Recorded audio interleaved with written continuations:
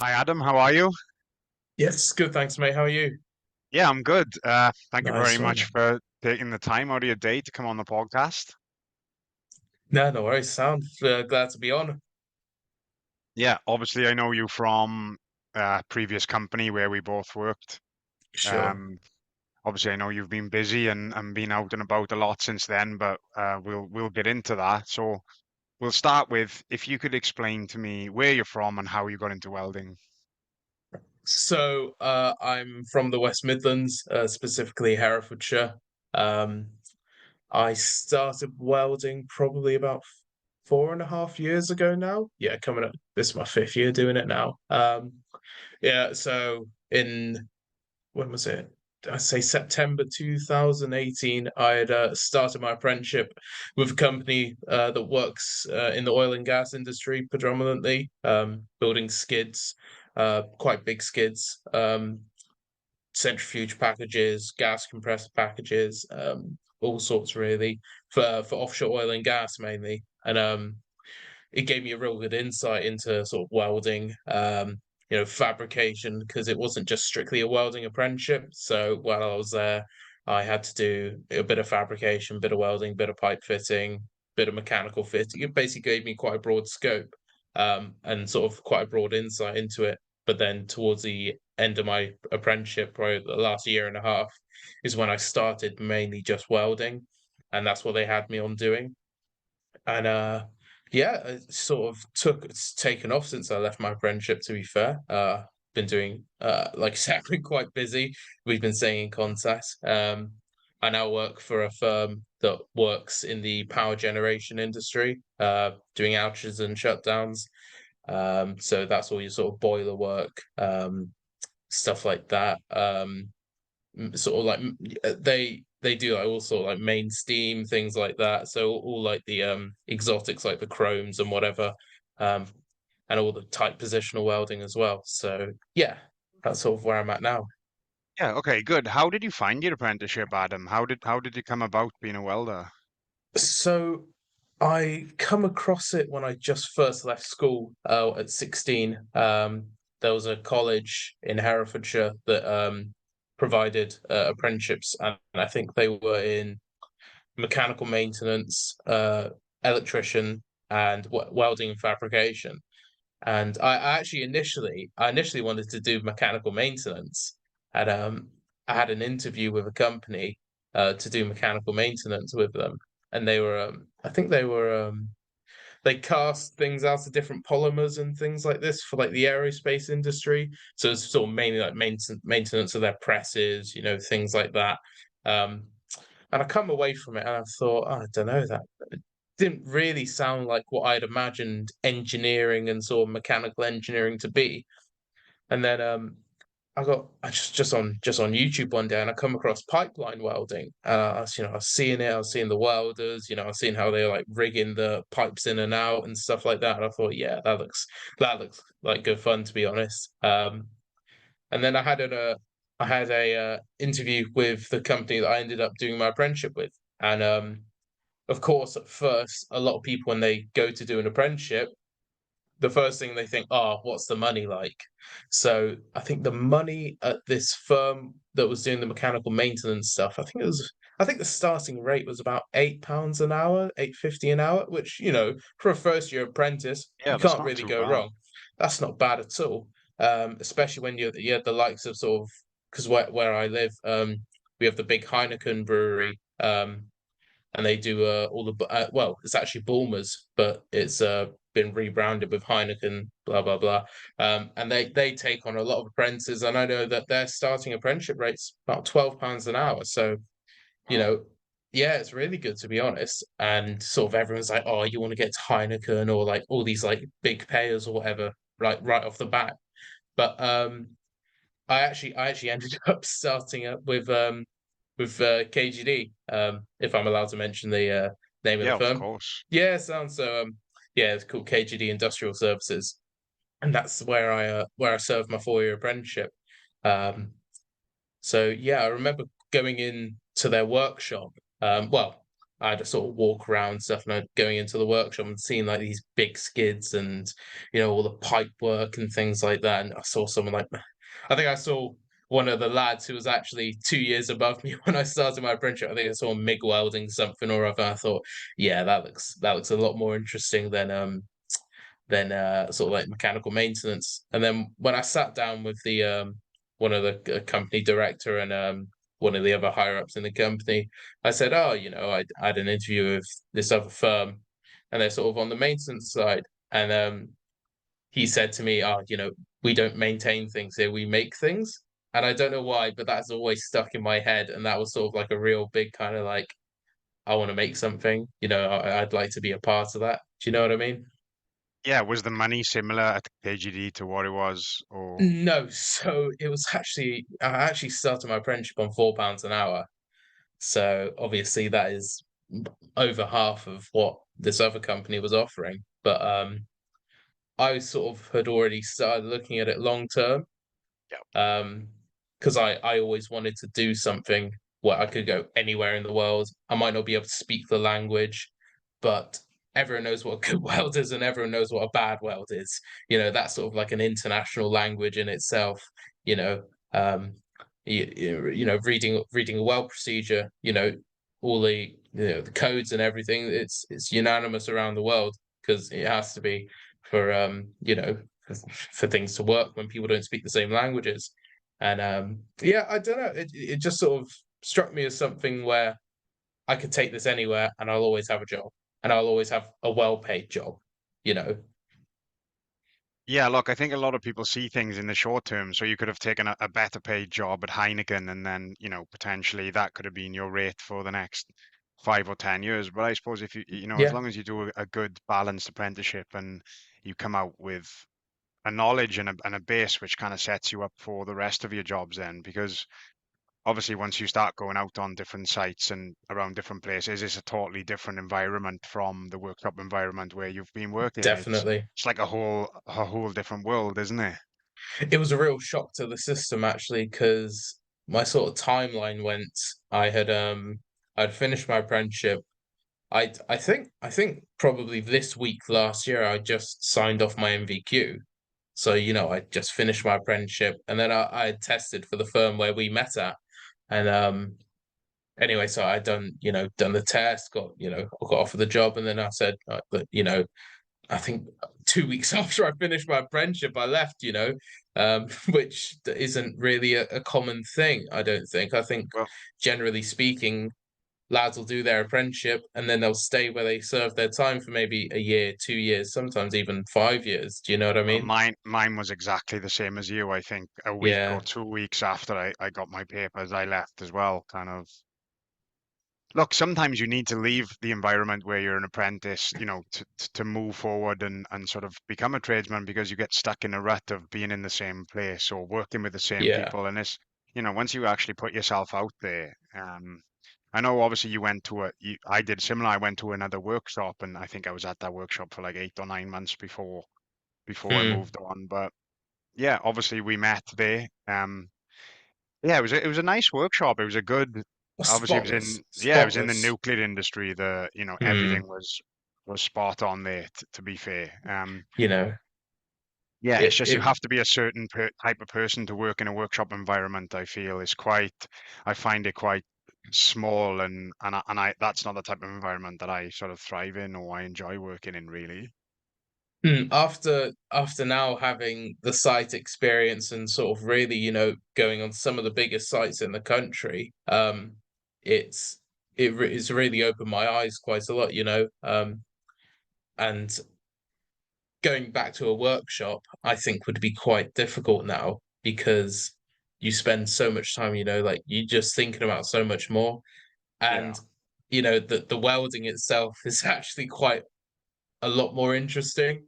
Like it's okay being in a fab shop, doing roly-poly flanges, elbows, maybe the odd 2G position or the 5G positional, but they're always set out in fairly easy access places. And I think some of the in the last year, especially, some of where I've learnt the most about how to weld has been in when I've been in a tight squeeze, like, in between two pipes up against the wall, whatever. You know, I wouldn't say I've done many sort of very, very difficult positional welds yet, because I know there's always something harder around the corner, but I do believe that that's where my skills have been tested, and that's where I've actually learned more, so like maybe you know, you can't maybe like sort of the gap's a little bit bigger on this side, so you might just tack it there, but then weld up that side first, and maybe you only have two tacks on the pipe, but then when you come around to weld that other side, it's spot on because it's closed up right. Just sort of little tips and tricks like that that you learn when you're on site, because unfortunately, not everything fits to ISO. Not everything's going to be perfect.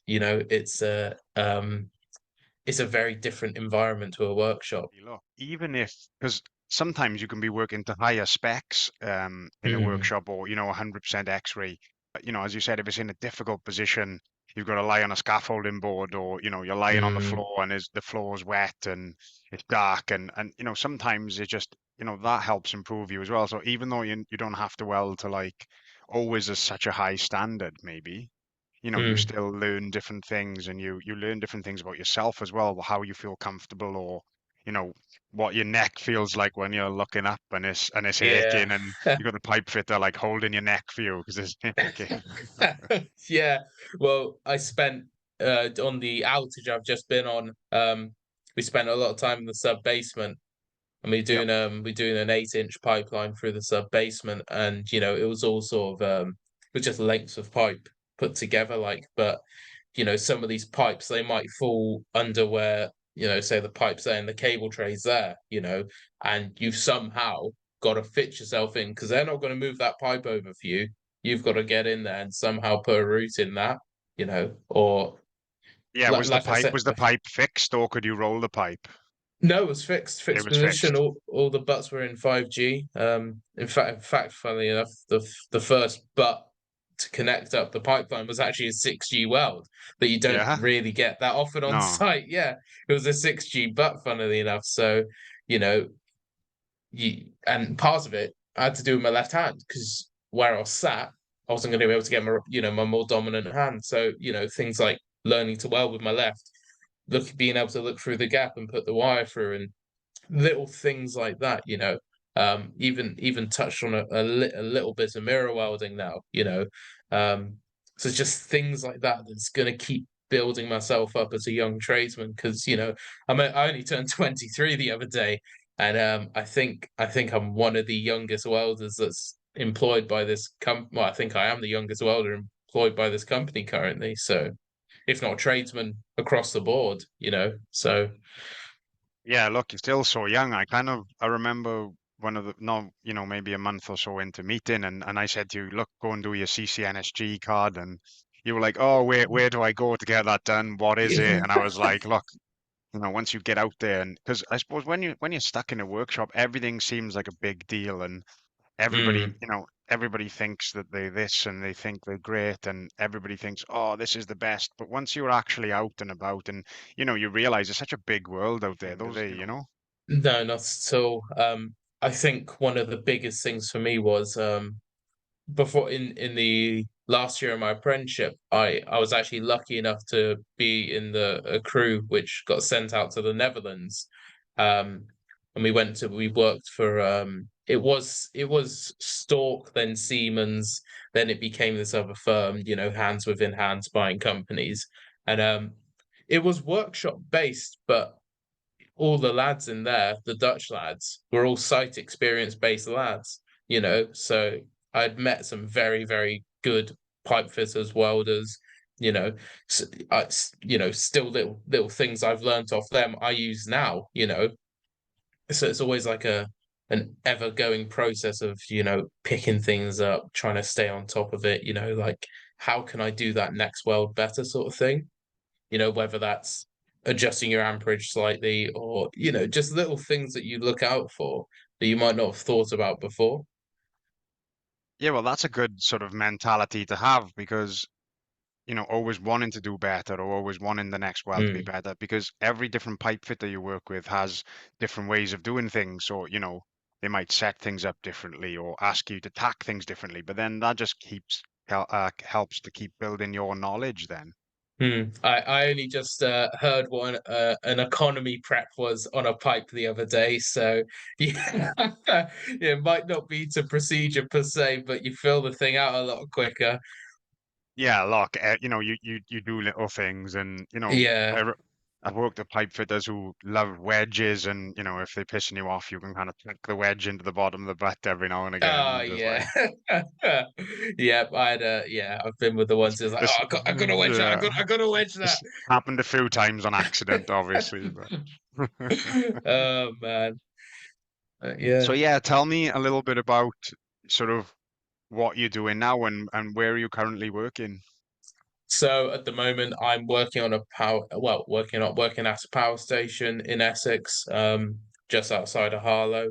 And at the moment, we're just putting some restraints on some main steam pipe to the steam chests on the turbine side of this power station. So those will be what's referred to as, your big butts, your heavy wall butts. I think the materials it's either 9 chrome or 12 chrome. So, that'll be on heat, things like that. And that's not something I've come across yet. And I'm hoping I'll get the opportunity to get on that and get some more experience, welding that in that sort of setup. Because obviously it's very different to when you do your codings.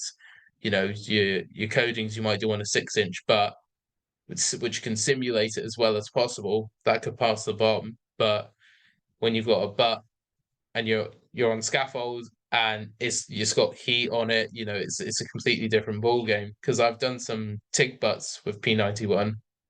They're only small, probably about 3 inch, but we just full TIG them. But then going on to these big butts, these heavy wall main steam pipes, I think it's 16 inch, probably 30 mil wall, so or probably on the thinner side of what these butts can be, but at the same time, that's still serious heavy duty bit of pipe, and that's got to withstand some serious pressure with high pressure steam going through it, um, and you sort of realize then, like when they say, oh, we'll only have certain lads go on these butts because they have to go through, like nothing can go wrong with them, because if that goes bang, the whole power station can go bang. Do you know what I mean? Job then, Yeah, there's nothing worse than kind of failing a test on site or a bat on site, and then you come in Monday morning and everybody knows, and It's gotta got go red on. tape all about it, Yeah, your gotta go face and cut it printed out. on it. You gotta go, oh man,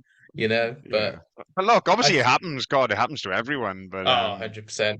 it's not ideal, is it? Anyone who says they've never failed a butt has never welded a butt, let's be honest, ish, like Nah, definitely it's one not. of them types of people, but hey. So yeah, tell me then. I know you said during your apprenticeship, did you go on day release to college then, or? Yes, so we did it slightly different to how you'd think a normal apprenticeship would go. So what a lot of the other companies did was sent their groups of lads to the college for I think it was between 6 and 8 weeks. Then they'd go into company for 6 to 8 weeks, and then they'd keep doing that until they did all their modules. Yeah. But for us, we just went straight through with we didn't actually start our college work probably until halfway through our first year. So we had a good 6 months in the workshop first before we started any college work. Obviously, we did little modules here and there that were only a week or 2 weeks long, just to give you an overview. But to be honest, it now looking back, the training we had for what we ended up for what for what I ended up welding was just nowhere near sufficient. They say you get the bulk of your experience in a fab in when you're actually on the job, and I can't stress enough how true that is, because I there's just not enough money going towards certain colleges in the UK. I know that the Grimsby College and some colleges up north have opened up, and obviously they're parts of the country where blue collar work and sort of apprenticeships were always pushed straight through.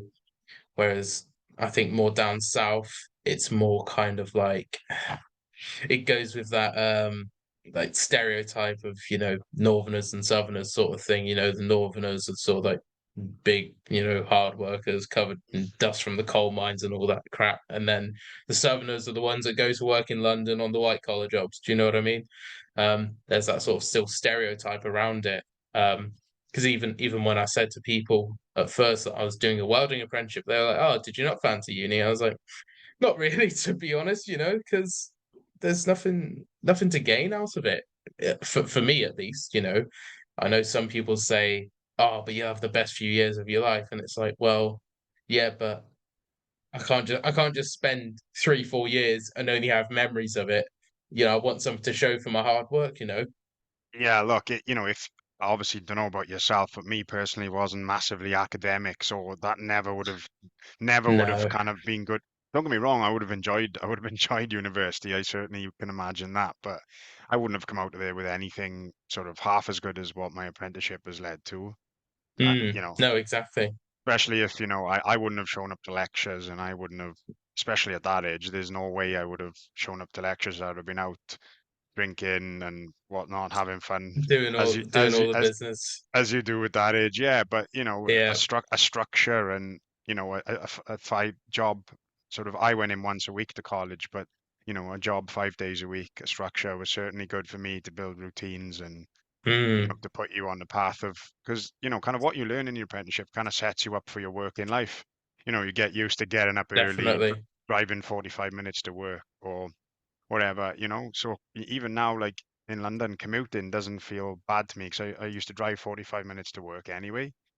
So it's not like it seems a chore, whereas a lot of people now work from home and probably only go into the office 1 or 2 days a week. But Mm. Yeah, some of my friends can't believe it when I say, "Oh, that I might have just been home for a couple of days," and then I say, "Oh, I'm back off to work now," and they're like, "Oh, where you at?" I was like, "Oh, somewhere up in power station up in Selby," and they're like, "God, that's far." I'm like, "Yeah, but you just got to do what you got to do." And unfortunately, the sort of finer things in life, like the nice holidays, nice cars, experiences, being able to, get your own place, things like that. It I learned quite quickly that it doesn't come without putting in the hours and putting in hard work. And I think, unfortunately, my sort of generation has kind of gone along the lines of, I'll just put 5 quid into crypto every week and then one day I'll become a millionaire. Do you know what I mean? But it just really doesn't work like that. And I think it's a bit of a shame because I know quite a lot of people that would make fantastic NDT inspectors, you know, platers, pipe fitters, welders. I know tons of my friends that would have actually probably really enjoyed it. But they then ended up going to do I'm not knocking it by any means, but they ended up doing fashion marketing or something like that. And it's like, where'd you go from there? You know, yeah, look, it's difficult. But what do you think that we need to do then to help get younger people into the industry? How do we push welding? Because obviously myself and you and sort of a lot of people listening and watching will know how beneficial it can be and how great an apprenticeship can be. But how do we sell it to people who are your age and younger? How do we do that? I think it needs to be pushed a little bit more in schooling, um, simply because my school, at least, the higher set classes and the lower set classes, when it come to sort of like career days, things like that, where you sort of have a little sit down and think, oh, I'd like to do this, I'd like to do that. Um, you'd see more often that apprenticeships were pushed to the slightly less academic people, rather than the more academic people. And obviously, I think there's a stereotype, straight through, that's never really left. But I think the best way would actually be showing. I guess it's difficult because you can't really show from a company's perspective too much insight into what they do because of NDAs, things like that. But it would be good to sort of show what it's actually like to be on a power station or be offshore or, be in a fab shop, making a pressure vessel or something like that, you know, because that would actually probably inspire quite a lot of people that want to make things with their hands, and then, then showing it in service or something like, just sort of a way to promote the industry, like the job itself, Um, I think it's always going to be a tricky one though, um, because you're going to want to try and sell it to the people who's, that, say the guys and girls are in the higher sets of class. Generally speaking, their parents probably want them to be lawyers, doctors, this and that, because it sort of stems from the home place as well. Whereas my mum, her dad, my granddad was a mechanical engineer. My uncle's a mechanical engineer, so sort of in the family there was sort of already this kind of engineering, hard work kind of vibe. Do you know what I Coming mean? from, because a lot of people would say, oh, well, that sounds like hard work or that sounds like hard graft. And it is hard graft. But, if you say you do a welding apprenticeship, there is nothing stopping you going on and becoming a mechanical engineer or, you Mm. know, an apprenticeship is just a base. You can go on and you can move forward and do whatever you want with that. You don't, it doesn't have to be, I'm going to be a welder for the rest of my life. So, is that something you thought about? Because I know you're still 23 and a year out of your apprenticeship, but there's nothing stopping you going on to higher education or going on to do other tickets or other things. What's your thoughts? I've actually sort of become quite interested in the metallurgy side of things.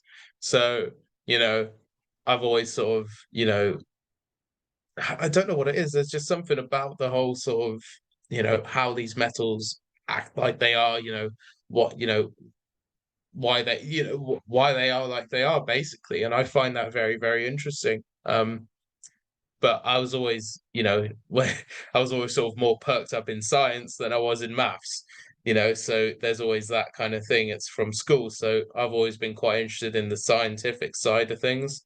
I like to know why, how, and I think that's probably why I've managed to do not too badly coming out of my apprenticeship, because I was sort of always asking questions, why, how, why this, what that, um, so yeah, I'd quite like to get into like the metallurgy side of things, or inspection as well. Say that's the sort of base ticket to get you into any sort of any sort of job that looks at the attention to detail in a different way.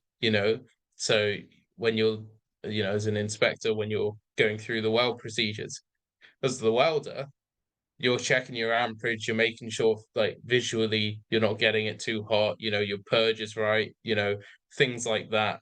Whereas from an inspection side of things, you're looking at the heat input, you're, calculating the voltage, you're doing all these different things, you're timing the runs to make sure that when, say, that duplex procedure gets sent off for a G48, or, heat affected zone testing or hardness testing, that it goes through because you followed the parameters.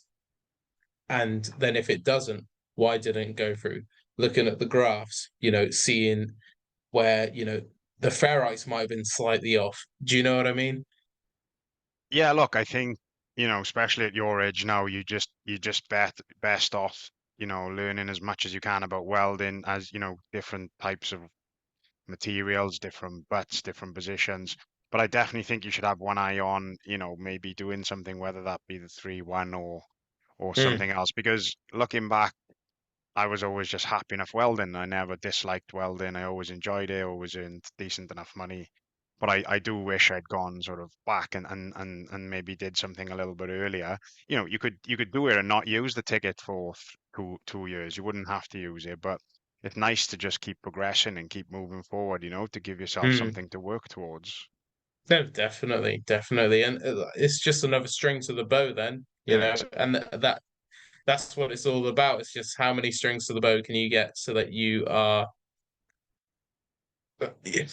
not as employable as you possibly can be. Because I think that's a wrong way to look at it. But you know, if you love to learn about it and you're interested by it, I don't see any reason why you shouldn't just go for it, you Exactly. know? And, I think that's something you should potentially speak to your company about as well, because, a lot of companies now will look to push people forward and, you can ask them to put you through different codings and different, whether that be different Mm. materials or different processes. Do you have anything? I know obviously you did a few months back. Do you have anything else lined up coding wise or? I'm not too sure.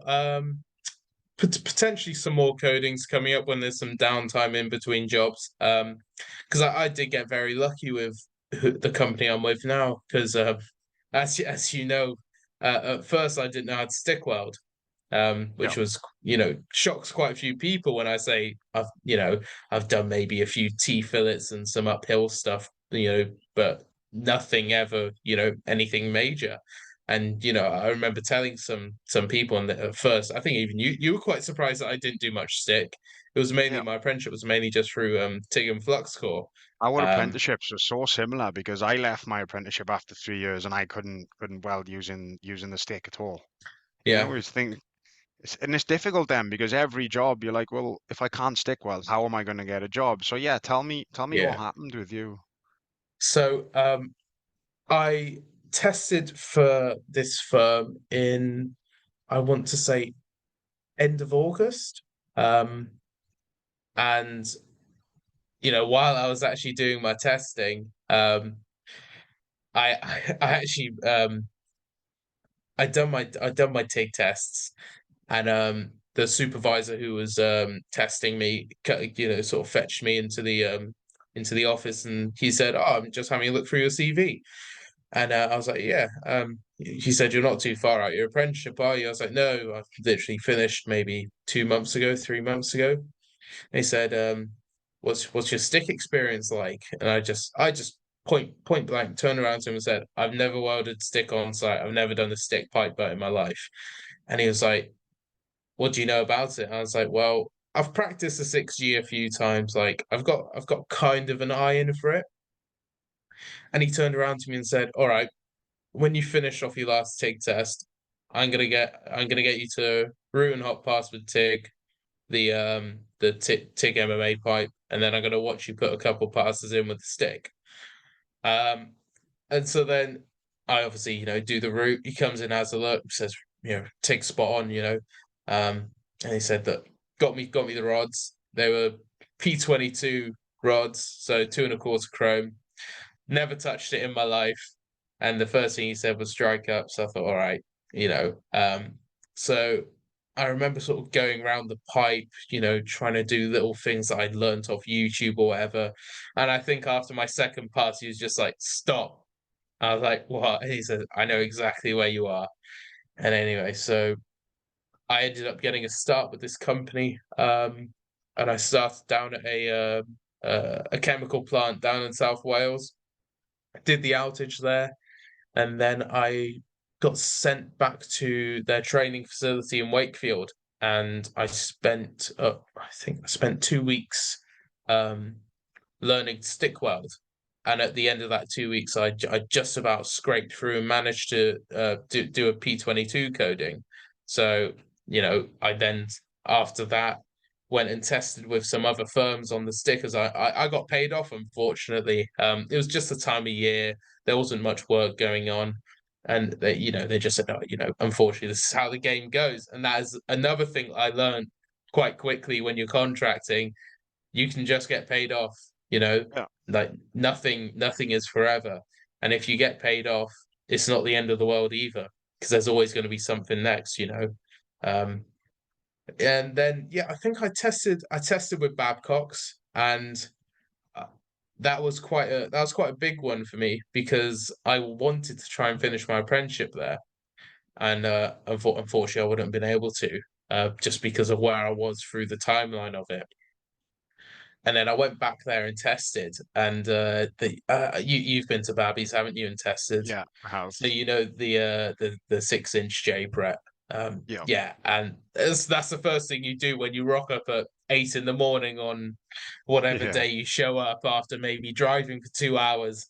And that's a bit of a grueler. That actually took me a little bit longer than usual, but I'd only just figured out really how to stick. And at the end of it, I passed that test. When my test results come back, I was contacted by a supervisor from Babcock, and they said, your butt, your TIG MMA butt went through, and that's a biggie, because they say a lot of people do struggle with it, because that is kind of like, it's a very daunting thing to look at, even because you see this butt that's just sort of Yeah. prepped like that, and you think, how am I going to fill this out, and that's when you start thinking, like, I think one of the main things I learned was how to plan your passes so that you stack it up so it sort of comes out evenly like that. So when you're just filling it, you can just spend less time grinding because you don't need to worry about your edges so much because it's just coming out like that. So just sort of little things that I learned off some very good welders while I was training. Yeah, look, that's kind of ideal, not being able to use the dick and then, them giving you an opportunity and a chance to go in there, 2 weeks. Mm, But, I can't think, going back 5, 10 years ago, that wouldn't have happened anyway because you would have had people queuing out of the door waiting to start with firms. But, now I yeah. think the tide is turning and companies need good welders and obviously good young welders like yourself. You're always going to be in work. That definitely wouldn't have happened 10 years ago. If you couldn't pass a test, you wouldn't start. But they've taken a chance on you, and look where you are now. You've been with them for how long? Quite a few months Uh, now. Yeah, so I ended up jumping back on with them not long after I got paid off, actually. I'd say probably about a month and a half. And I had a phone call when I was down at Forley for another firm. And they said, would you like to come back? And I said yes. And I think, when was that? So if that was November, it's probably like 8, 9 months ago now. So yeah, I've been with them a fair while now, and hopefully I'd like to continue with them because the opportunity for myself is, I know a lot of the older guys, they're like, oh, jump around, do this, do that, go here, go that. But I think with where I am now, I'm in a fantastic position where I've had a lot of training and I've been exposed to quite a lot of things that are very niche, even in welding. A lot of people, when you first say welding, they think, oh, trailers and tractors and things like Yeah, that. But trailers and tractors aren't made out of nine chrome. They're made out of bodged up bits of carbon steel, or even just welding the exotics like Inconel, things like that. You know. So for me, I'd quite like to stay and learn as much as I possibly can. And then whatever happens, happens, even if I can't do that, it's sort of you're on that journey now of progression and being out of your apprenticeship and being a tradesman. And the first, for a first year, I'd like to think I haven't done too badly. yeah. Look, the world's your oyster. You can go and Yeah. you briefly mentioned earlier, you can weld anywhere in the world. It's universal. It can take you wherever you want to go. There's nothing stopping you. Obviously stay where you are, learn what you need to learn, keep grafting, keep doing what you're doing. Then, that can take you anywhere. Hmm. Exactly. Exactly. Okay, Adam. So another thing I've been asking my guests is for a funny story, something off the top of your head. Off the top of my head. Oh dear. See, to be fair, I'd probably say when we were working together, and God, sort of we'd be, because was it, we were based in those what were they, like those lockups, those like cabins, the like, container, the carbon yeah, steel containers, the wasn't they? carbon steel containers, and they're sort of like in like an action film where like the good guy gets taken prisoner, he gets shoved in the hot room. Like, oh, I remember putting the thermometer on the door and it read like 65 degrees, and I was like, bloody hell. And but I always remember we'd be in there having a laugh, and just before I left, I'd mentioned to you that I got a test for this company, but I don't know how to stick. And you're like, right, wait there, in your jeans, in your t-shirt. You went and grabbed a welding jacket. We somehow found some rods, and you add a bit of pipe. We just, like, you're just trying to Uh, teach me as much as you could within probably about half an hour before someone walked in. Like, but just things like that, and just sort of just general. It was a good laugh. Like, just things like that. No, Yeah, look, man. I certainly enjoyed. I did enjoy my time there as well. It was just, it got to a stage where I wanted to be back in London, and then the job. Mm. I've been at this company like 10, 11 months now. It's mad how time flies, isn't it? Goes so fast. Oh, you wouldn't expect it, like this time last year doesn't even feel like it, it felt like it was 2 days ago. No, I know, and that's, you have to be weary of that. Just make the most of every day and make the most of your time off as well, because you find, especially when you're working in different places, you'll find yourself working long hours and working 6, 7 days a week. But you have to enjoy yourself as well. So get yourself on holidays, get yourself, use your time off wisely. Definitely, definitely, man. Do you have anything Well, planned or that booked that's up? it. They said what's it? So at the moment, I'm probably looking at going to. I got a couple of days booked off in June. So maybe like Ibiza or somewhere in Yeah. Greece, something like that. Just kick back, chill out. It's been a That noise. pleasure, and obviously you've been probably one of the biggest supporters, always, sharing and telling people about it. But I hope you've enjoyed coming on and being on the other side of, instead of listening, actually speaking yourself. It's been interesting, man. I really appreciate it. Yeah. No, how do you feel it went? Was you nervous or?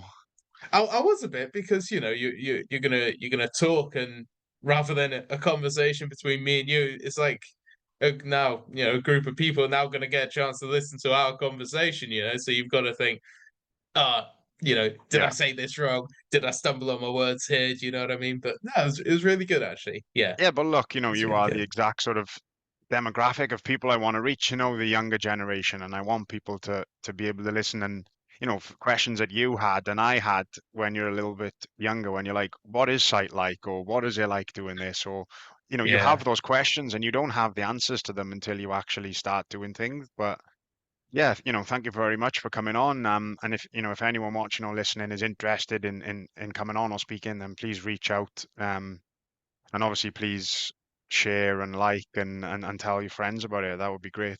But yeah, thank you very much, Ad. No worries. Thank you for having me, Yeah. dude. All right. No worries, man. Speak to you soon. Nice one. Ta-da. Bye bye. Nice.